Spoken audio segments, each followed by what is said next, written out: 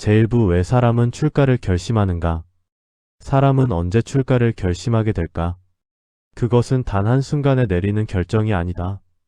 수십 번의 괴로움과 수많은 깨달음 사이에서 조용히 그러나 확고하게 피어오르는 마음의 방향이다. 속세에서의 삶이 반드시 잘못된 것이어서가 아니다. 오히려 많은 이들이 평범한 삶 속에서도 사랑하고 일하고 의미를 찾아간다. 그러나 누군가는 그 안에서도 말로 설명할 수 없는 공허함을 느낀다. 그 공허함은 외로움이 아니고 무언가 부족한 것도 아니며 단지 이 삶이 근본적으로 무엇을 의미하는가를 끊임없이 묻는 마음의 울림이다. 어떤 이는 부모를 일찍 여의고 세상의 무상함 앞에 무릎을 꿇는다. 어떤 이는 사랑하는 사람과의 이별 속에서 죽음의 그림자를 바라보다 삶의 덧없음을 체감한다. 그리고 또 어떤 이는 평범하게 살아가던 어느 날 문득 하늘을 보며 자신의 삶이 정말 나의 삶이었는지를 되묻는다. 출가는 그렇게 시작된다. 겉으로 보기에 갑작스러울지 모르지만 그 마음은 오랜 시간 자신 안에서 자라나 마침내 결단이라는 꽃을 피운 것이다. 불교에서는 이를 발심이라고 말한다. 마음이 향하는 곳을 따라 진리의 길을 걷겠다는 결심. 이 발심은 그저 감정이나 충동이 아니다. 생로병사의 고통을 관조하고 삶의 본질을 깊이 성찰한 끝에 무엇이 진짜 중요한가를 깨닫는 일이다. 부처님 또한 그러하셨다. 왕자로 태어나 모든 것을 누릴 수 있었던 그분이 출가를 선택하신 이유는 단 하나, 이 삶의 근원적 고통을 끊는 길을 찾기 위함이었다. 수천 년이 흐른 지금도 그 마음을 품는 이들이 있다. 출가하고 싶다는 이들에게 사람들은 종종 묻는다. 왜 꼭 절에 들어가야 하느냐? 세속에서도 잘 살면 되는 것 아닌가? 그 말은 틀리지 않다. 하지만 이 질문에 대해 출가를 결심한 이들은 다르게 답한다. 삶이 너무 괴로워서 절에 가려는 것이 아닙니다. 삶을 더 깊이 이해하고 내 마음을 바르게 보고 싶기 때문입니다. 세상을 떠나는 것이 아니라 세상을 더 깊이 껴안기 위해 내가 나를 놓는 법을 배우고 싶은 것입니다. 출가는 도망이 아니다. 오히려 세상의 중심으로 한 걸음 더 깊이 들어가는 일이다. 가족과 친구, 직장과 일상, 그리고 나 자신까지도 모두 다시 바라보고 다시 사랑하고 다시 내려놓는 과정이다. 출가란 단지 머리를 깎는 것이 아니다. 내 욕망의 뿌리를 하나씩 들여다보며 그 뿌리를 가만히 놓아보는 일이다. 그 과정은 결코 쉽지 않다. 세상에서 버릴 것이 없다는 이에게는 출가란 의미 없을 수도 있다. 그러나 어느 날 스스로를 돌아보다가 이대로는 안 되겠다. 나는 도대체 누구인가? 무엇을 위해 이렇게 살아왔는가? 하는 물음에 사무치게 닿으니라면 그에게 출가는 삶의 끝이 아닌 새로운 시작이 될 수 있다. 부모님을 모시지 못해 죄송하고 사랑했던 이들을 남겨두는 것이 미안하더라도 내가 내 마음을 껴안지 못한다면 결국 그 누구에게도 진짜 사랑을 줄 수 없다는 걸 알게 되었을 때 그는 조용히 절의 문을 두드린다. 저는 이제 마음을 배우고 싶습니다. 출가자는 누구나 초심이 있다. 그리고 그 초심은 시간이 흐를수록 더 단단해져야 한다. 출가는 한 번의 결심으로 끝나지 않는다. 그 결심을 매일같이 다시 새겨야 하며 수행과 청정한 계율 속에서 하루하루를 살아야 한다. 그렇게 살아간 이들의 얼굴은 시간이 갈수록 고요해지고 눈빛은 자비로워진다. 출가의 길은 외롭지만 결코 텅 비지 않는다. 이제 당신이 조용한 기도를 올리며 나는 누구인가를 묻고 있다면 그 질문 안에 이미 출가의 씨앗이 뿌려져 있는지도 모른다. 스님이 된다는 것은 무엇을 이루는 것이 아니라 무엇을 비우는 것이다.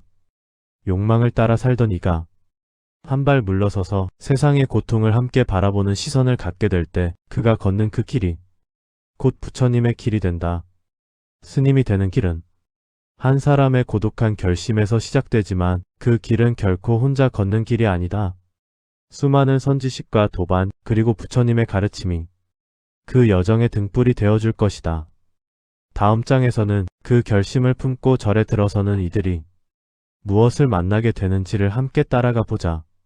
제2부 출가의 길절에 들어가기까지 어느 날 마음에 작은 불씨 하나가 피어납니다. 절에 가야겠다. 이 마음은 갑작스러우면서도 마치 오래전부터 마음속에 기다리고 있었던 듯 자연스럽게 다가옵니다. 그때부터 출가자는 새로운 여정을 시작합니다. 그것은 세속을 떠나는 여정이자 자신을 찾아가는 길입니다. 사람들은 흔히 말합니다. 절에 들어가려면 어디로 가야 하나요? 무작정 산으로 올라가면 되나요? 아닙니다. 출가는 그냥 절에 머무는 것이 아닙니다. 출가자는 스승을 찾아야 하고 그 스승으로부터 법을 전수받아야 하며 공식적인 절차를 거쳐 수행자가 되어야 합니다. 가장 먼저 해야 할 일은 은사스님, 즉 자신의 스승이 되어줄 분을 찾는 것입니다. 은사스님은 단순한 지도자가 아닙니다. 출가자의 삶 전체를 책임지고 그가 비구나 비구니로 성장할 수 있도록 영적 기반을 마련해주는 존재입니다. 이 은사스님을 만나기까지 출가자는 여러 사찰을 돌아다닙니다. 그 중에는 문전에서 돌려보내는 곳도 있고 며칠 머무르며 함께 지내본 후 우리 절과는 인연이 아니네라며 조용히 등을 돌리는 경우도 있습니다. 이것은 차갑기 위한 거절이 아니라 진짜 수행자의 인연을 소중히 여기기 때문입니다. 절은 모든 사람을 받아들이는 공간이지만 출가는 인연과 결심이 모두 깊어야 하기에 때로는 그런 과정을 겪으며 스스로의 마음을 더욱 다지게 됩니다. 은사 스님을 만나면 그제야 행자로서의 첫 걸음을 시작하게 됩니다. 행자는 아직 완전한 승려가 아닙니다. 머리를 깎긴 하지만 계율을 정식으로 수지한 상태는 아니기에 비구, 비구니와는 다릅니다. 하지만 이 시기가 가장 중요한 시기입니다. 이제부터는 절 안의 생활이 시작됩니다. 이른 새벽 예불, 정해진 시간에 바로 공양, 묵묵히 쓸고 닦는 청소, 계율 공부, 독경, 참선. 그 어느 것도 낯설지 않은 것이 없습니다. 가족도 없고 친구도 없습니다. 휴대폰도 내려놓고 이름도 버리고 이제는 오롯이 마음 하나만 가지고 살아가야 합니다. 처음엔 다들 힘들어합니다. 예전의 습관이 남아있고 새로운 규칙은 깐깐하기만 하며 밤마다 몰래 울음을 삼키는 이들도 있습니다. 그러나 바로 그 순간이 수행의 시작입니다. 어느 날 예불 중에 자신도 모르게 눈물이 흐릅니다. 왜 우는지도 모릅니다. 그저 그동안 견뎌온 시간들이 묵묵히 지켜봐준 은사 스님과 도반들이 기도하는 소리와 향냄새 속에서 모두 하나가 되어 가슴을 흔드는 것입니다. 그 눈물이 흐른 후에야 비로소 출가자는 절의 공기를 자신의 일부로 받아들입니다. 행자 생활은 보통 수개월에서 1년 정도 이어집니다. 이 시기에 출가자는 자신의 결심이 진짜였는지를 확인합니다. 한겨울 찬물로 세수하며 내가 왜 이 길을 택했을까 되묻고 스님의 꾸지람에 눈물 흘리며 내 자존심은 왜 이렇게 강한 걸까를 돌아보며 조금씩 자신을 내려놓는 법을 배웁니다. 그리고 마침내 삼위계 또는 삼인위계를 받는 날이 옵니다. 이제는 진짜 출가자입니다. 정식으로 계율을 수지하고 자신의 불명, 즉 불가에서의 이름을 부여받습니다. 그 순간 출가자는 더 이상 세속의 사람이 아닙니다. 이름도 소속도 가족도 모두 내려놓은 채 부처님 제자의 길에 들어선 것입니다. 하지만 그것이 끝이 아닙니다. 그때부터가 진짜 시작입니다. 이제 그는 다른 사람의 고통을 보고 자신의 탐욕을 들여다보며 말과 행동 하나하나를 돌아보는 계율의 삶을 살아야 합니다. 사찰에서의 시간은 반복되고 단조롭지만 그 안에서 출가자는 세속의 삶에서는 도저히 배울 수 없는 마음의 언어를 익히게 됩니다. 도량 안에서 조용히 스님들의 등을 따라 걷다 보면 언젠가부터 그의 발걸음도 조용해집니다. 자신도 모르게 상대의 말에 먼저 귀를 기울이게 되고 소리 없이 다가가 등 뒤에 먼지를 털어주기도 하며 때로는 한마디 말 없이 긴 하루를 살아갑니다. 이렇게 출가자는 말 없는 가르침을 받습니다. 누군가가 책으로 알려주지 않아도 절 안의 공기와 스님들의 침묵, 낡은 장삼의 무게 속에서 그는 진리를 배웁니다. 그리고 어느 날 문득 깨닫습니다. 이 길은 결코 혼자가 아니었구나. 출가는 외로운 길이지만 비어있지 않은 길입니다.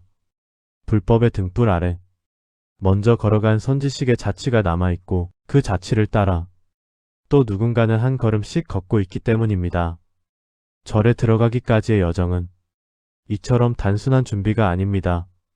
그것은 자신과의 가장 깊은 약속이며 마음을 버리고 마음을 얻는 신비롭고도 거룩한 첫 걸음입니다.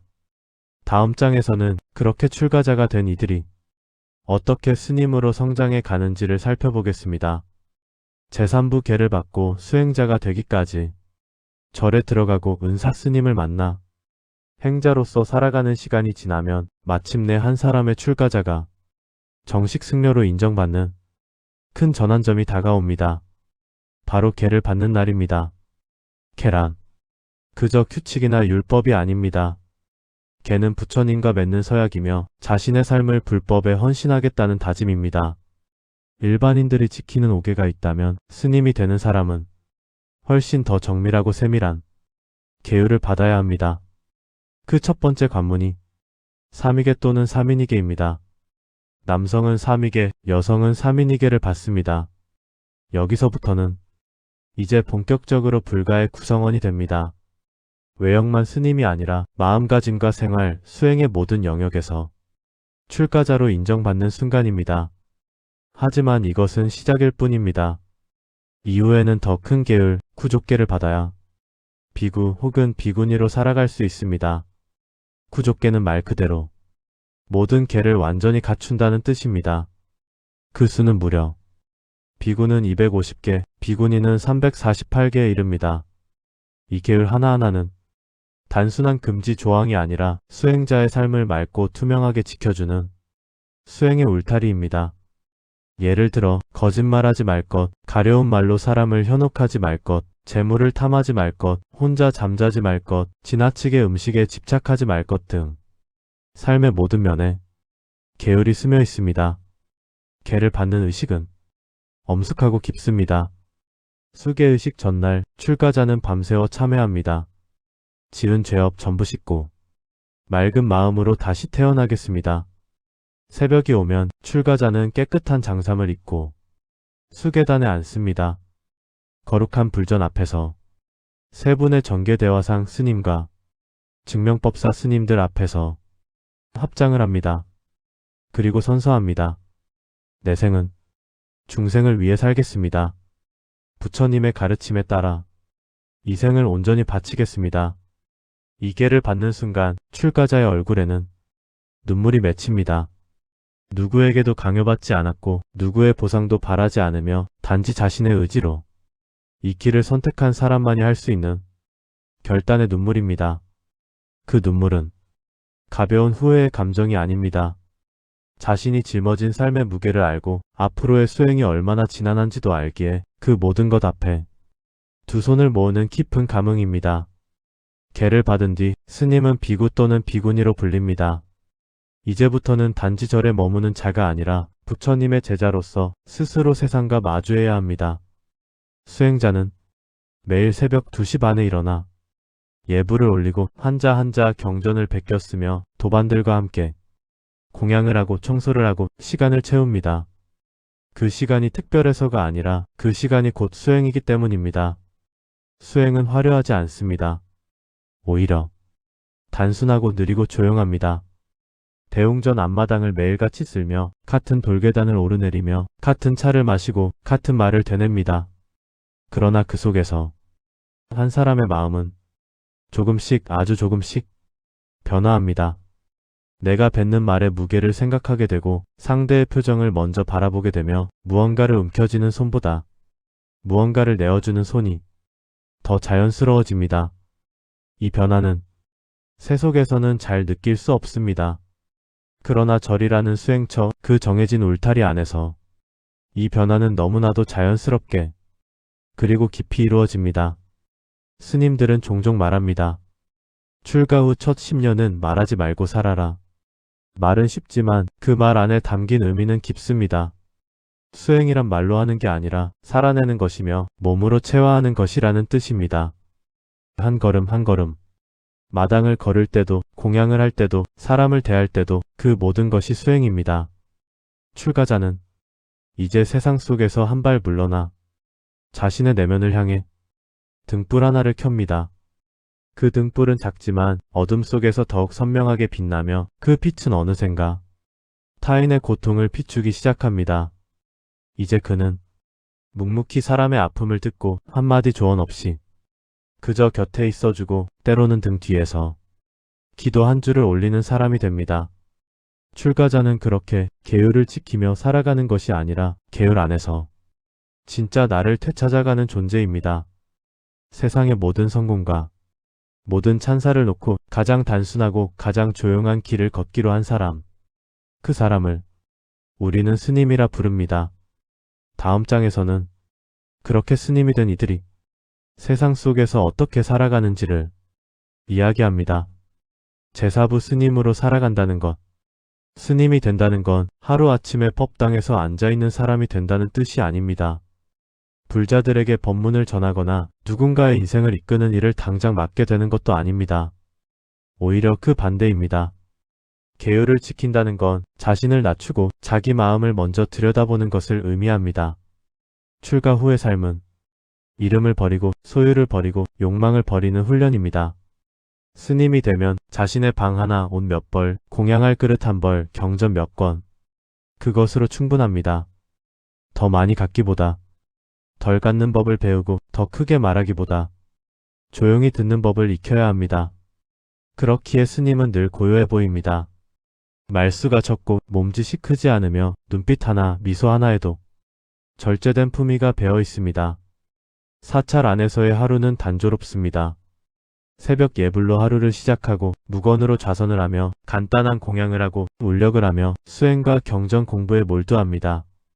계절은 바뀌어도 스님의 하루는 거의 달라지지 않습니다. 하지만 그 고요한 반복 속에서 매일 한 겹씩 마음의 때가 벗겨집니다. 묵은 습관이 사라지고 습속의 고집이 꺾이고 자기중심의 마음이 조금씩 옅어집니다. 스님은 말로 가르치는 사람이 아니라 살아서 보여주는 사람이어야 한다고 많은 선사들이 말했습니다. 대중을 이끄는 법사도 있지만 주방에서 무심히 국을 끓이는 스님, 절마당을 묵묵히 쓸고 있는 스님, 산길을 오가며 약초를 다려주는 스님, 그들 또한 진정한 수행자입니다. 스님이 된다는 건 모든 것을 초월한 듯 보이지만 실은 누구보다 사람을 깊이 이해해야 가능한 일입니다. 신도들의 눈물, 그 속에 담긴 삶의 무게를 듣고 아무 말 없이 손을 잡아주는 것. 그것이 스님의 자비입니다. 때로는 왜 이렇게 괴로운가요? 부처님은 진짜 계시나요? 죽음이 두려워요. 이런 질문 앞에서 답을 주기보다 같이 앉아 침묵으로 응답하는 것. 그 또한 가르침입니다. 도심 사찰의 스님들은 더 바쁠 때가 많습니다.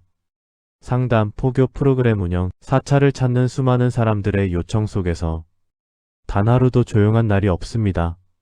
하지만 그 와중에도 기도 시간은 결코 놓치지 않고 청소는 묵묵히 이어지며 자신의 수행을 멈추지 않습니다. 그 속에서 스님은 세상과의 간격을 조절하고 수많은 소리에 흔들리지 않도록 마음을 고요히 붙들어둡니다. 반대로 깊은 산중의 스님들은 혼자 있는 시간이 많습니다. 말을 하지 않는 시간이 며칠, 아니 몇 달이 될 수도 있습니다. 그 침묵은 외로움이 아니라 자기 마음을 들여다보는 시간입니다. 바람이 불고 새가 지저귀고 하늘이 흐려지고 그 모든 자연의 변화 속에서 스님은 변하지 않는 자기의 본래 면목을 바라보려 합니다. 스님이 된다는 건 그저 머리를 깎고 가사를 입는 일이 아닙니다. 자신의 삶 전체를 내려놓는 결단이며 자기 마음을 하나하나 부처님 앞에 비추어 보며 끝없이 정화해가는 끊임없는 여정입니다. 그 길 끝에는 뭔가를 얻는 보상이 없습니다. 세상 사람들의 환호도 부와 명예도 칭찬도 없습니다. 그러나 그 대신 한 사람의 마음을 살리는 말, 눈물의 등을 밝혀주는 한 줄 기도, 묵묵히 이어지는 정진 속에서 세상과 자신을 함께 구하는 위대한 힘이 생겨납니다. 그 힘은 조용하고 부드럽고 깊습니다. 그 힘을 지닌 사람을 우리는 스님이라 부릅니다. 제오부 나도 출가할 수 있을까? 누군가는 묻습니다. 정말로 나도 출가할 수 있을까요? 그 질문은 결코 가볍지 않습니다. 삶을 바꾸겠다는 결심이 들어있고 자신을 돌아보겠다는 의지가 담겨 있습니다. 스님이 되는 길은 단순히 사찰에 들어가는 일이 아닙니다.